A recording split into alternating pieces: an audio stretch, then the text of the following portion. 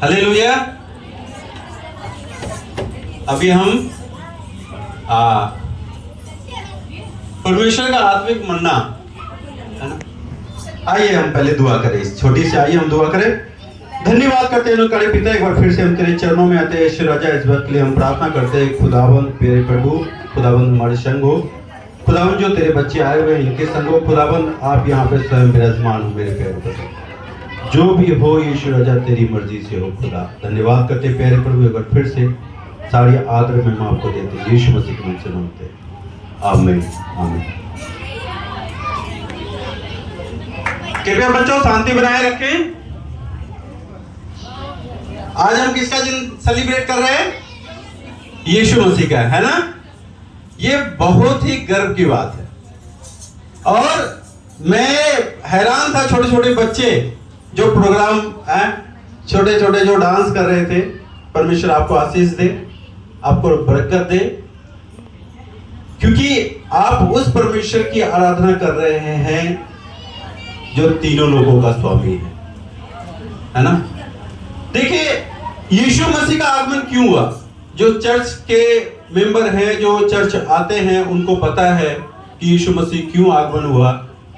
लेकिन एक खुदा का दास होने के नाते, एक संदेश वाहक होने के नाते, जिस तरीके से गडरिये, अभी हम सुन रहे थे गाने में कि है ना, गडरिये जो इंतजार कर रहे थे कि वो तारे को देख रहे थे कि मेरा परमेश्वर का जन्म कहाँ पे हुआ है ना। वो लोबान पता नहीं क्या क्या लेके उस परमेश्वर के पास गए। तो खुदा के दास होने के नाते मेरा फर्ज है कि मैं अपने पिता से आपको रूबरू कराऊं, जिसकी मैं आराधना करता हूं, जिसकी आप आराधना करते हैं। कहानी कुछ इस प्रकार है कि जब उत्पत्ति से लेकर प्रकाशित वाक्य तक जब हम पूरी बाइबल को रीड करते हैं,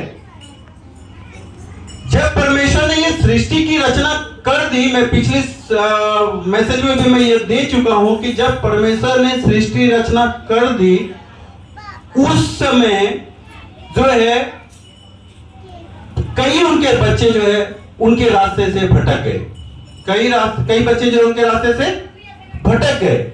आपने मूवीज देखा होगा, पुरानी मूवीज में, अभी तो मैं देखता नहीं, लेकिन पुरानी मूवीज में क्या होता था, एंड में कुंभ के मेले में कुछ बिछड़े हुए होते थे और जब वो मिलते थे आपस में तो उनको पता चलता था कि ये तेरे पिता हैं, क्योंकि बचपन में वो बिछड़ जाते थे, एंड में पता चलता था कि ये तेरे पिता हैं। और जब उनको पता चलता था कि ये मेरे पिता है तो वो शॉक हो जाते थे कि मैं जिस पिता के देखने के लिए मैं ताउम्र लगा रहा, वो पिता मुझे अंत में मिला है। ना मुझे माँ का प्यार मिला, ना मुझे पिता का प्यार मिला। ठीक उसी प्रकार से हम और आप अपने पिता से बिछड़े हुए हैं। हम और आप क्या हैं? अपने पिता से बिछड़े हुए हैं। हम संसार में तो हैं, लेकिन हम भटक रहे हैं। हम भटक रहे हैं उस पिता की खोज के लिए जो कि मेरा और आपका पिता है। परमेश्वर ने जो एक धरती का बनाने वाला है, वो जब परेशान होता है कि मैं अपने बच्चों को किस प्रकार से सेव करूं, मैं अपने बच्चों को किस प्रकार से नाश होने से बचा लूं, उसने क्या किया? एक व्यक्ति को चुना। किसको चुना? एक व्यक्ति को चुना। उसका नाम क्या था? मूसा। क्या नाम था उसका? मूसा। जब हम ये व्यवस्था की पुस्तक में जब हम पढ़ते हैं, हमारे साथ एक वचन निकालेंगे, यशाया निर्गमन की पुस्तक का 3, वहां पे लिखा हुआ है कि मूसा ने अपने ससुर यित्रो नामक मिद्यान के याजक की भेड़ बकरियों को चराता था। मूसा क्या करता था? अपने ससुर के भेड़ बकरियों को चराता था। और परमेश्वर ने उसको आवाज दी कि मूसा कहां है? तो आ। परमेश्वर मूसा बोलता है, प्रभु मैं यहीं पे हूं। लेकिन वो क्या देखता है? बहुत लंबा है, इसमें से आप देखेंगे। वो कहता है कि और परमेश्वर के दूत ने एक कटीली झाड़ी के बीच आग की लो से उसको दर्शन दिया और उसकी दृष्टि उठाकर देखा कि झाड़ी जल रही है। मैंने पिछली बार भी कहा था कि उसने क्या देखा कि झाड़ी जल रही है, लेकिन वो झाड़ी मतलब आग तो है लेकिन वो झाड़ी चल नहीं रही है। इस वचन से मेरा आपको समझाने का क्या तात्पर्य है? मेरा आपको समझाने का यह तात्पर्य है कि आज के समय में हम क्या करते हैं, आग को ज्यादा महत्व देते हैं। किसको ज्यादा महत्व देते हैं? आग को। कोई भी हवन हो, कुछ भी हो, बगैर आग के हम सिद्धि नहीं होते, चाहे कोई भी चले जाए। क्यों आग को महत्व दिया गया?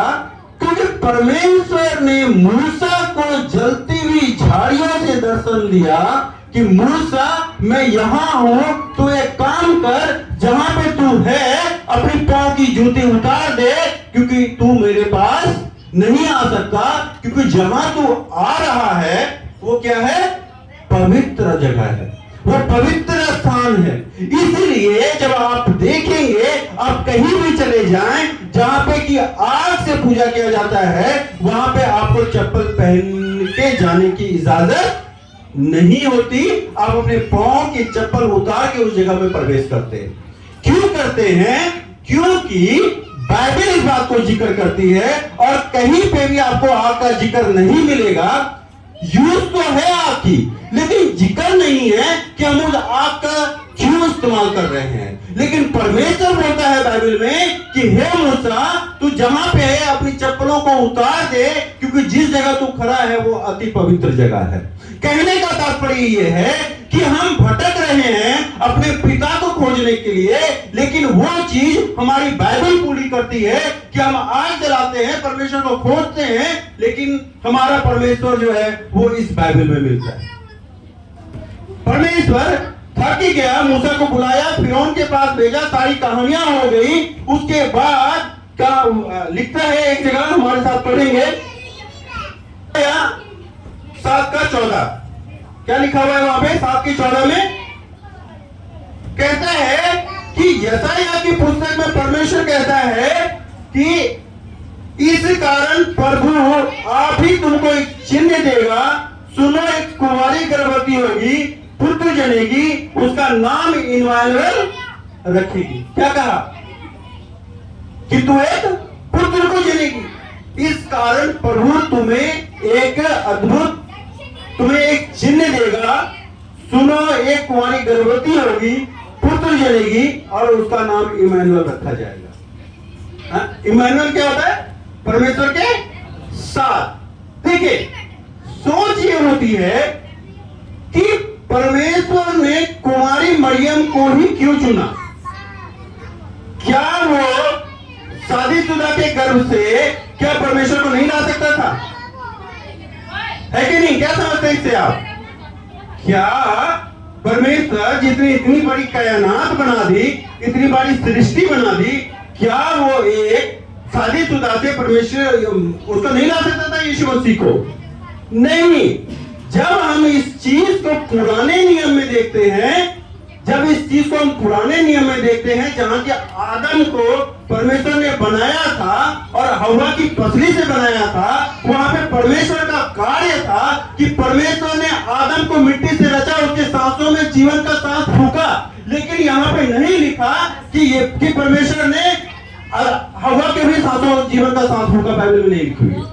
वहां पे लिखा है कि आदम जीवित प्राणी हो गया, उससे पसली निकाला और हव्वा को बना दिया। यहाँ पे ये दर्शाता है कि वहां पे परमेश्वर ने आदम को, यानी कि मनुष्य को, यानी कि मर्द को अहमियत दी, लेकिन उसकी नाराजगी को खत्म करने के लिए यहाँ पे क्या की? उसने औरत को यूज किया। क्यों? क्योंकि औरत जो है वो सबसे महान होती है। एक औरत जो होती है वो जननी होती है। एक औरत है तो हम हैं, अगर औरत नहीं है तो हम नहीं हैं। आप हैं तो आपका घर है, आपका परिवार है, आपके बच्चे हैं, लेकिन एक कहावत भी है ना कि एक मां के बगैर बच्चा नहीं पल सकता, लेकिन बाप के बगैर बच्चा पल जाता है। इसलिए परमेश्वर ने आपको उस समय का जो आपके साथ एक होता है ना, एक मनमुटाव था, प्रभु अच्छा पति को ज्यादा अहमियत दी, मुझे कम दी। इसलिए पवित्र शास्त्र कहती है कि मरियम को परमेश्वर ने कुंवारी गर्भवती इसलिए किया, इसलिए पुत्र को भेजा ताकि पिता की महिमा हो, ताकि उसकी मां की महिमा हो। आज आप देखेंगे यहाँ पे लिखा हुआ है कि स्त्रियों में मरियम सबसे महान गिनी गई। स्त्रियों में क्या हुई? मरियम सबसे महान गिनी गई। महान का मतलब क्या है? क्या आप जो हैं, जो स्त्री जाति से आते हैं, वो महान हैं। आपको हमसे ज्यादा परमेश्वर ने दर्जा दिया है। इसलिए यहाँ पे परमेश्वर ने मरियम को कुंवारी करके गर्भवती किया, ताकि हमारे लिए जो उद्धारकर्ता पैदा हो, वो शांति का राजकुमार हो। आगे हम एक जगह और पढ़ते हैं, हमारे साथ पढ़ेंगे यशाया 9 का 6 और 7।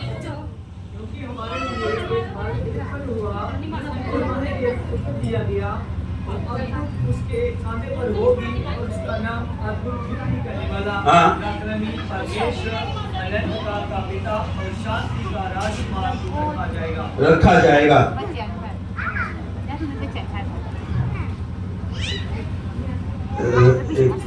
यशाया 9 का कहता है, क्योंकि हमारे लिए एक बालक उत्पन्न हुआ। अब हम कहां से आ गए? हमने परमेश्वर को देख लिया, मरियम के विषय में जान लिया, परमेश्वर ने हमें महान बना दिया, परमेश्वर ने हमें सबसे श्रेष्ठ बना दिया। अब परमेश्वर जो है वो हमें अपने निज स्थान में, जहां के परमेश्वर रहता है, वहां के लिए हमें तैयार करना चाहता है। वहां के लिए तैयार करना चाहता है। उसके लिए परमेश्वर कहता है कि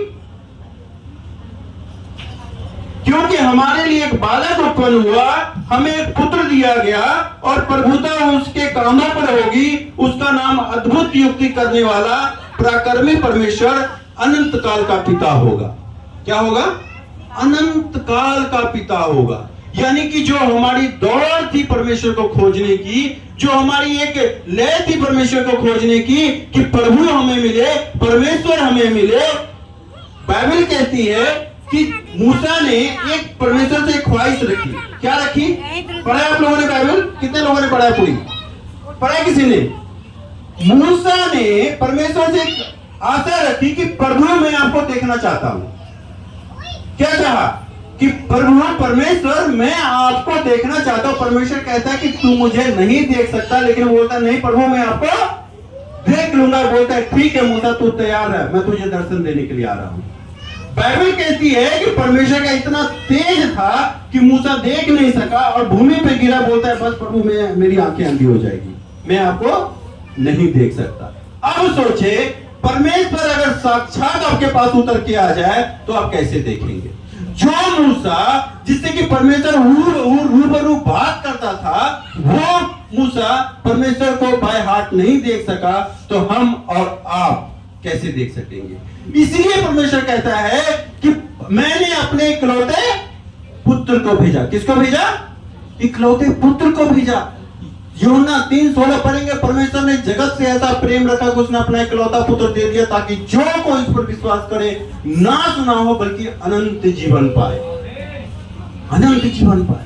परमेश्वर स्वयं यीशु मसीह के रूप में हमारे बीच में आया और हम उनसे मिले, हम उनसे बातें किए, हमने उसके साथ खाना खाया। यूहन्ना चला फिरा, जितने उसके 12 चेले थे, उस समय जब आप जाएंगे, वो यीशु मसीह के साथ चलता था, यीशु मसीह के साथ उठता था, यीशु मसीह के साथ बैठता था, यीशु मसीह के साथ खाता था। सब कुछ यीशु मसीह के साथ वो करता था। क्यों? क्योंकि परमेश्वर जो है मनुष्य के रूप में हमारे लिए इस धरती पे आया और हमने उनसे मुलाकात की, उनके साथ हमने सहभागिता की।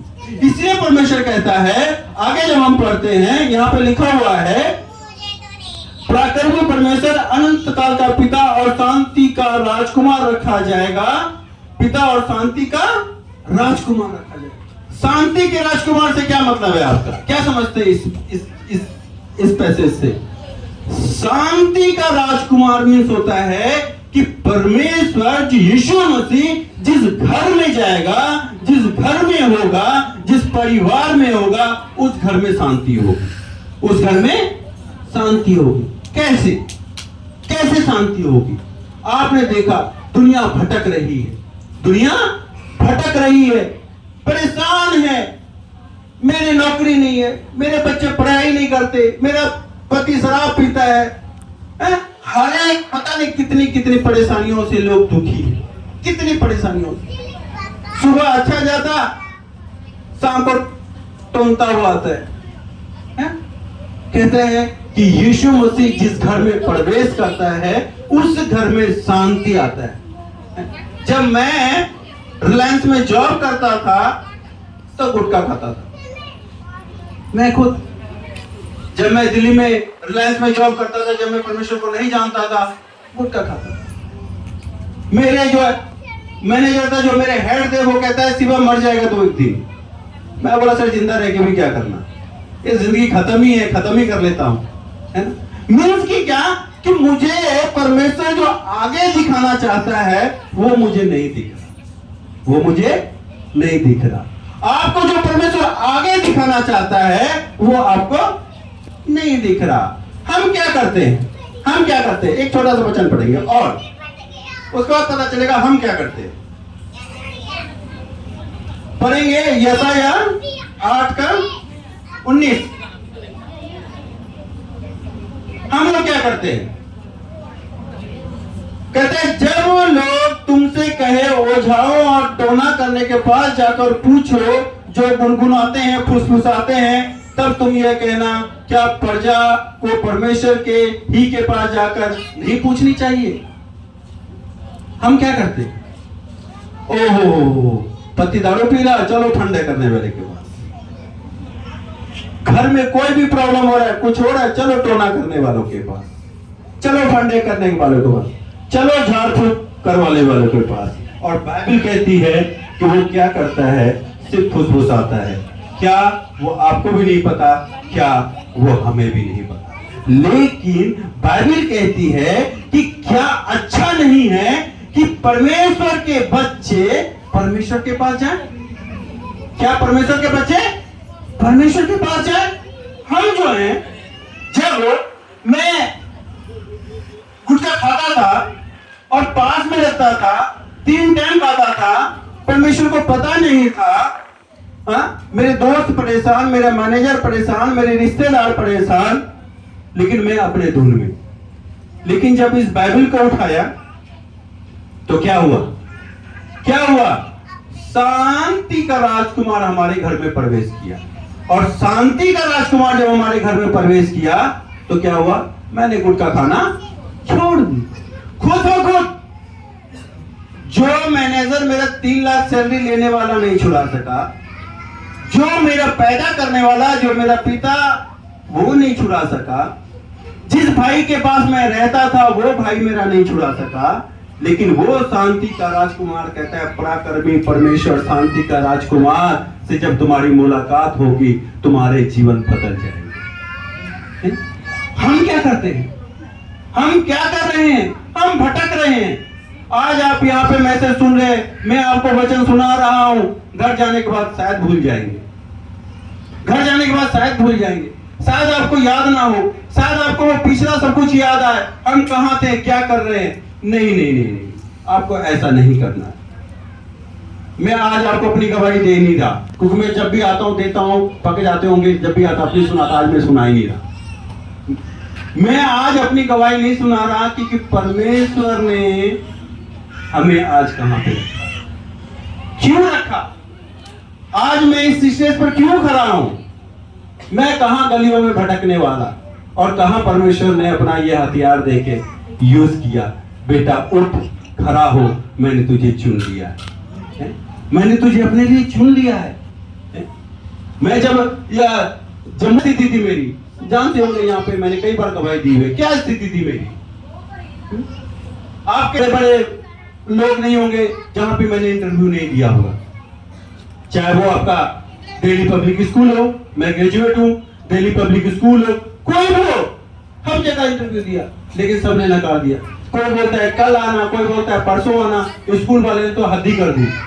मैं झाड़ू लगाने के लिए उठाया डंडा झाड़ू, तो वो बोलता है नहीं नहीं नहीं नहीं नहीं, आप कितने पढ़े हैं, मैं बोला मैं ग्रेजुएट हूं, बोलता है मैं आपको काम नहीं दे सकता, मैं आपको काम नहीं दे सकता।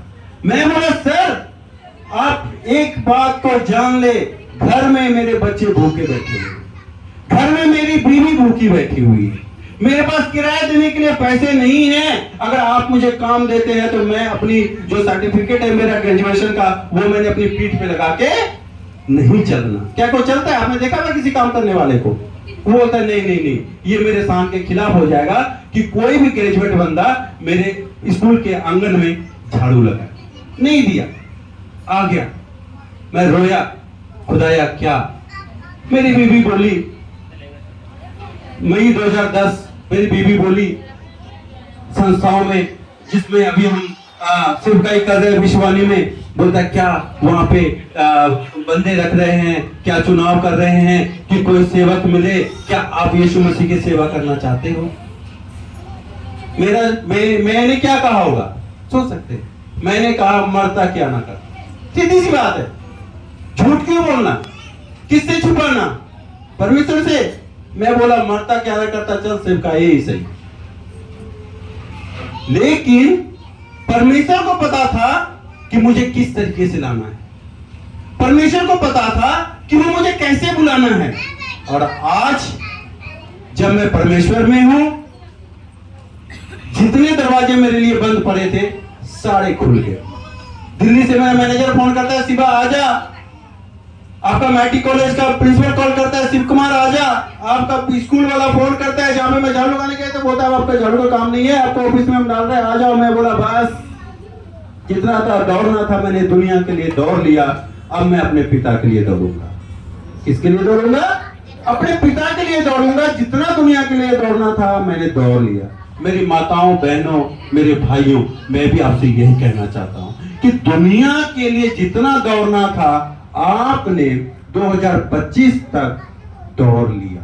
अब आप यीशु मसीह के लिए दौड़ो, फिर देखो आपका जीवन पलटता है क्या नहीं, फिर देखो आपका जीवन पलटता है क्या नहीं। आज इसी जम्मू में एक मैं पैदल चलता था, मैं डोर में धक्के खाता था। आज प्रभु ने मुझे अपनी नई गाड़ियां दी है। कितनी महिमा करूं उस प्रभु की, कितनी। मैं कहता हूं थक जाता हूं, मैं जब भी आपके पास आता हूं थक जाता हूं, आपको इंकरेज करता हूं कि अभी भी वक्त है, लौट आए परमेश्वर के पास। देखिए परमेश्वर भला है क्या नहीं।